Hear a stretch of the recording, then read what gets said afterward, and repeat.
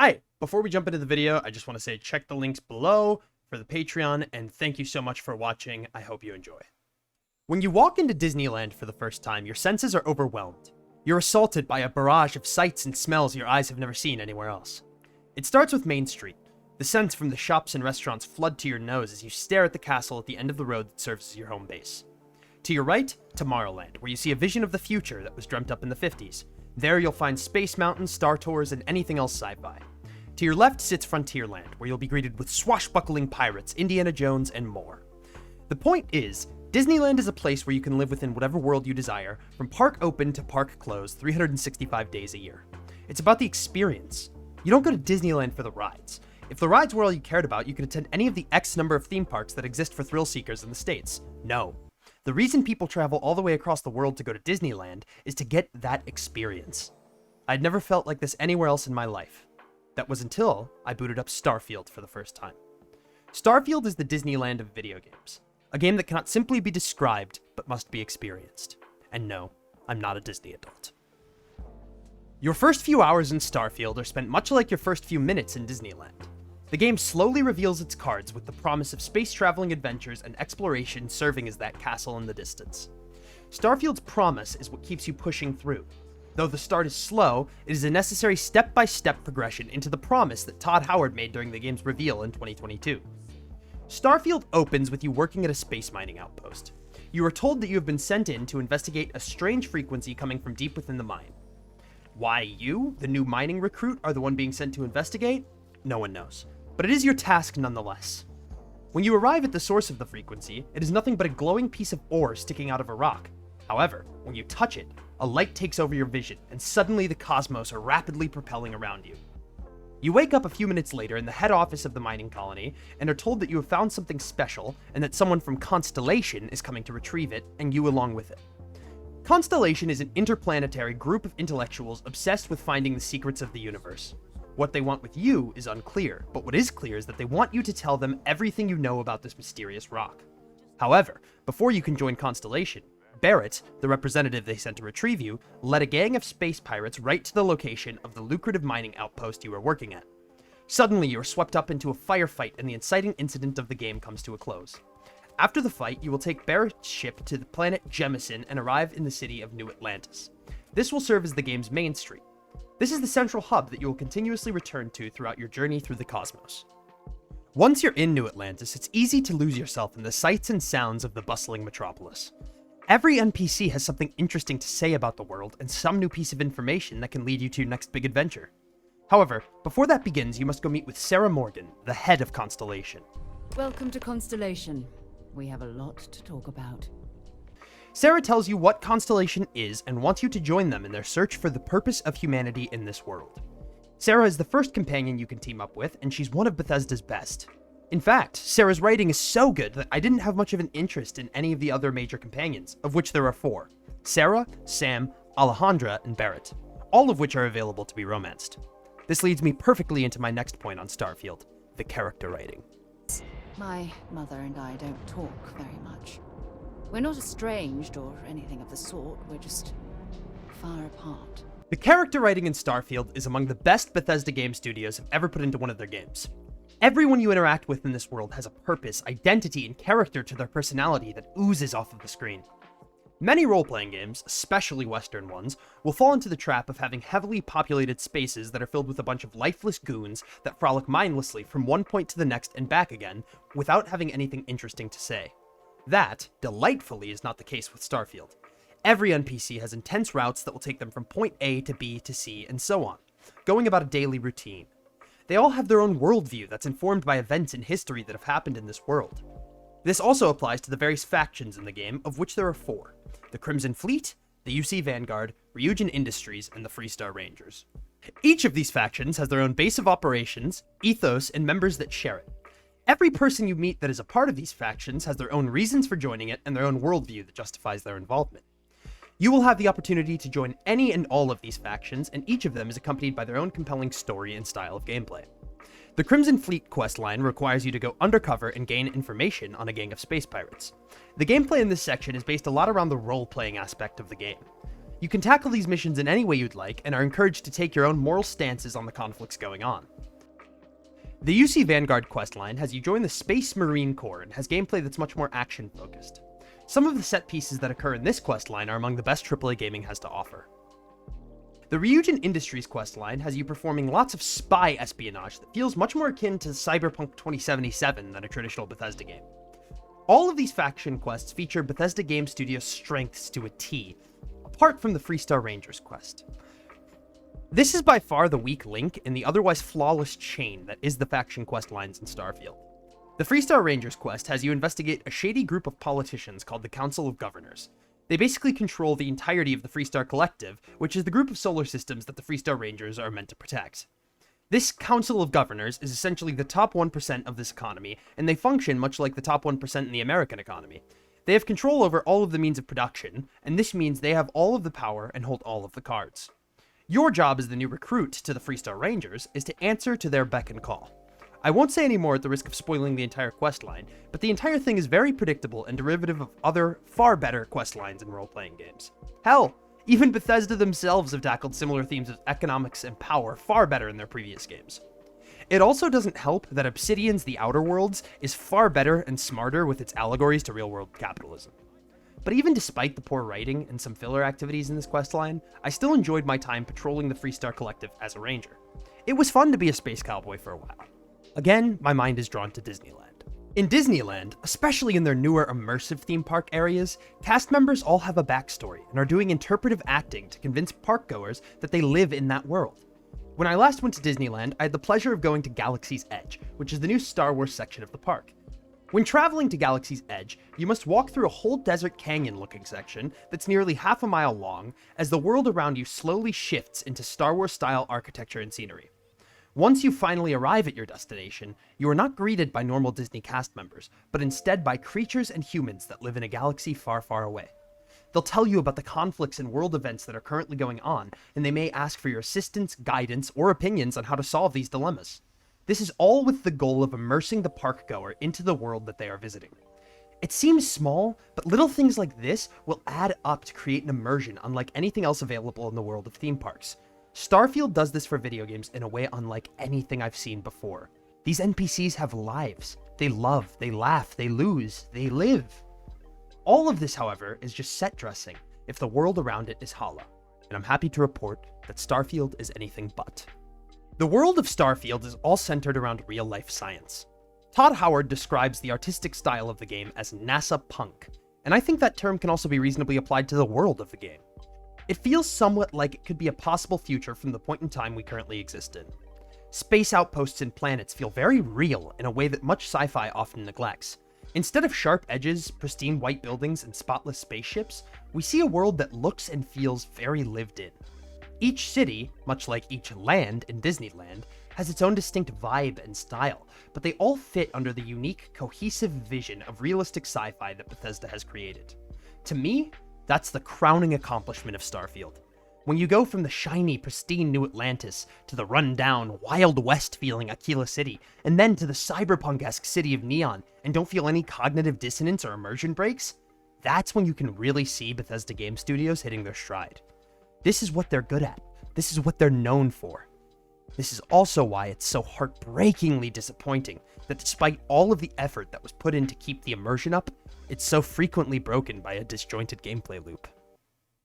I've spent the lion's share of this review praising Bethesda Game Studios and the accomplishments they've made on a narrative and world-building front.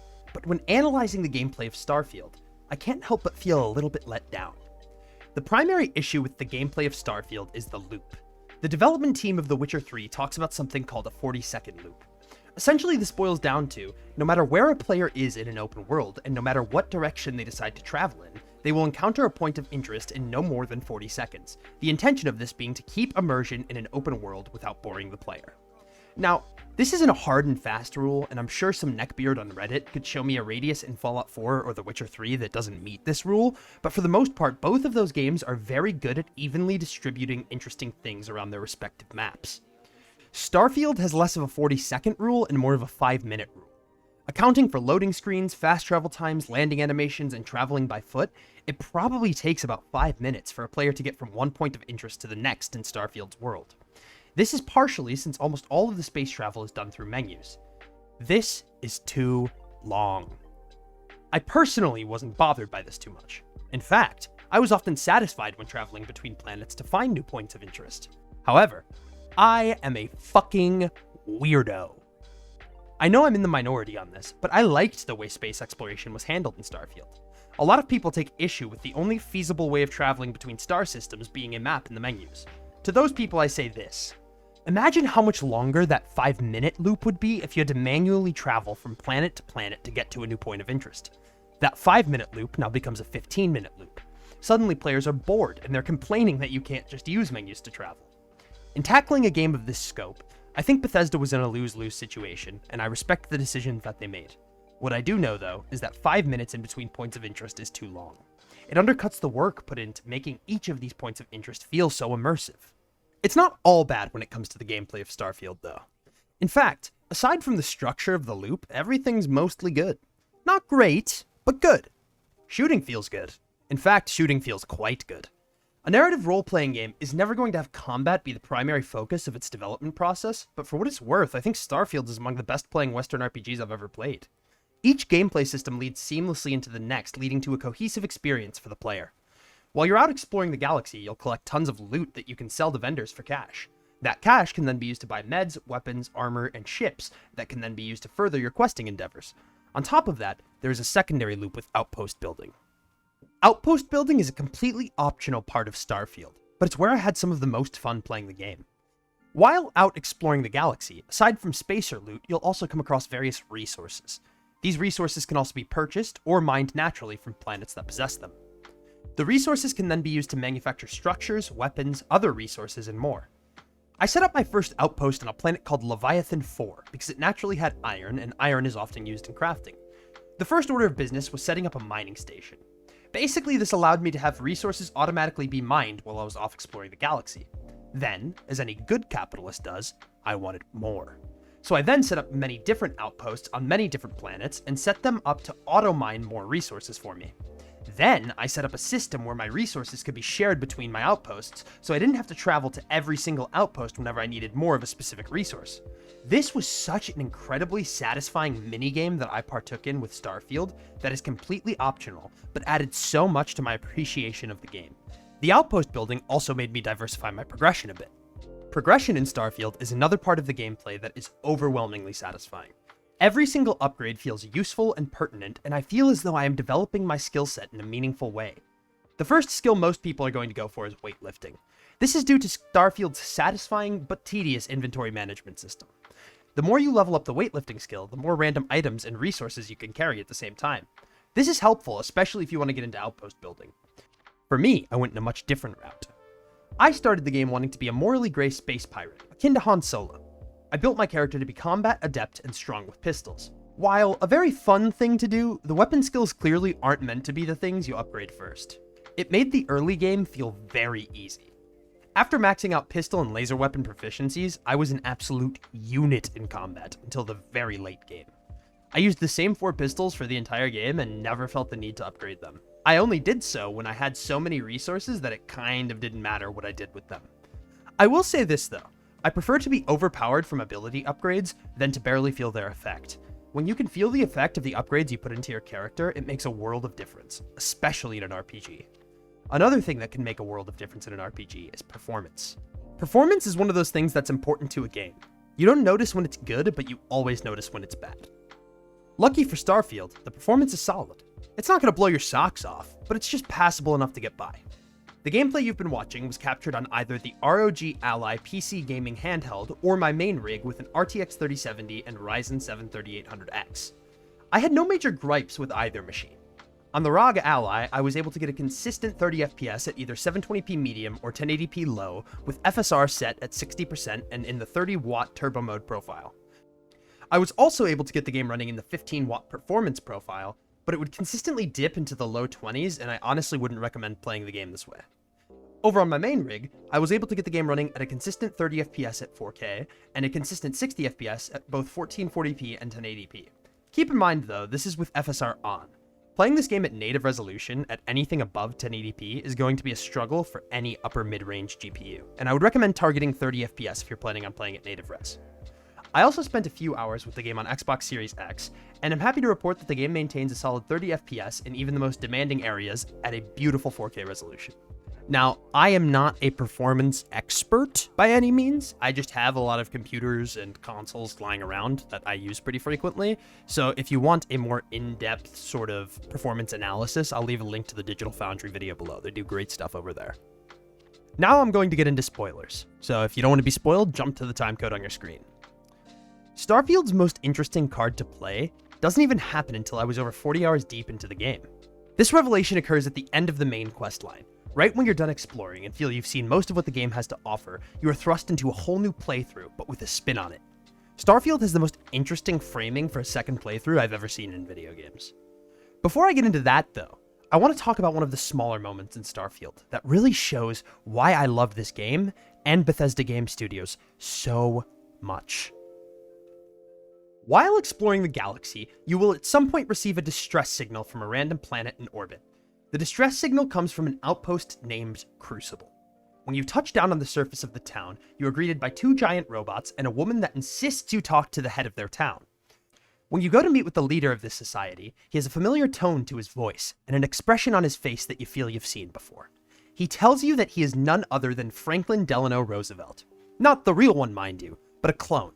He tells you that everyone in the town of Crucible is a clone of a famous historical figure. They were cloned from DNA that was kept of these influential and prominent figures, and were bred with the intention of shaping the future of the galaxy once they had established themselves as self-sustaining. However, that day never arrived, and thus they are trapped in this city. This quest has such an interesting premise, and the payoff is nothing short of excellent in my opinion. You get the opportunity to meet and converse with many different historical figures, including, but not limited to, Genghis Khan, H.H. Holmes, and Amin-Aranus. These figures each have their own objectives and opinions about what their future should contain and the best solution of getting out of Crucible.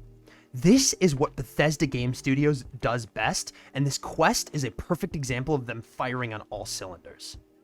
The main storyline is also far more interesting than many Bethesda Game Studios games before it, even if it is a bit stale at times. The main story revolves around you retrieving many different artifacts for Constellation. You are sent from planet to planet repeatedly until you've collected them all. A lot of these planets are procedurally generated and thus mostly uninteresting to meander through, which is a shame because I feel that some of that Bethesda Game Studios magic of being on a main quest and then getting sidetracked with something interesting in the distance is gone. Regardless, after collecting most of the artifacts, you will be introduced to two characters, the Hunter and the Emissary, each with their own visions of how you should use the artifacts. The Hunter wants you to share the power of the artifacts with the world, and the Emissary wants you to hide the knowledge from the public. They explain to you that these artifacts can be used to traverse the multiverse. You are then given the choice of siding with either of them, or saying fuck it and going your own way. It reminds me a bit of Shin Megami Tensei games, with their archetypes of chaos and order. Whoever you choose to side with will add minor to major changes to your New Game Plus playthrough. I don't want to spoil any of these changes for anyone, so I'll leave that there for now. After you make your decision, you can leave the universe you started in and start a fresh playthrough in a new universe. Some of the changes in subsequent playthroughs are massive though. So much so that I don't think you've truly beaten Starfield until you've rolled credits at least twice. It would be like going to Disneyland but not riding It's a Small World or Pirates of the Caribbean or Space Mountain. Walt Disney has a quote that says, "If you can dream it, you can do it." I think that applies to Disneyland really well. Almost anything Disney related that one can dream up can be done in some way, shape, or form in Disneyland. You can have breakfast with Donald and Goofy. You can hang out with Mickey and Minnie. You can live the life of a swashbuckling pirate or an astronaut exploring the galaxy. Whatever your mind can think of, within reason, can be done. The same applies to Starfield. In Starfield, you can become a space pirate. You can be a space cowboy and patrol the galaxy hunting down bounties. You can be a space marine and dedicate your life in the Milky Way to the protection of the solar systems within it. The world is your oyster and yours to do with what you will. You have the future of the galaxy in the palm of your hands. This is such a unique thing that video games can do that other mediums can't. Gameplay loop issues aside, Starfield is one of the most glorious means of escapism I've experienced in a long while. It's not just a game you play, but one you experience. And I'm glad I did. Thanks for watching. Make sure to hit that subscribe button down below. Leave a like, comment. We can continue the discourse down there. Did you like Starfield? Did you love it? Did you hate it? How did you feel? Thank you for watching, and I'll catch you guys in the next one.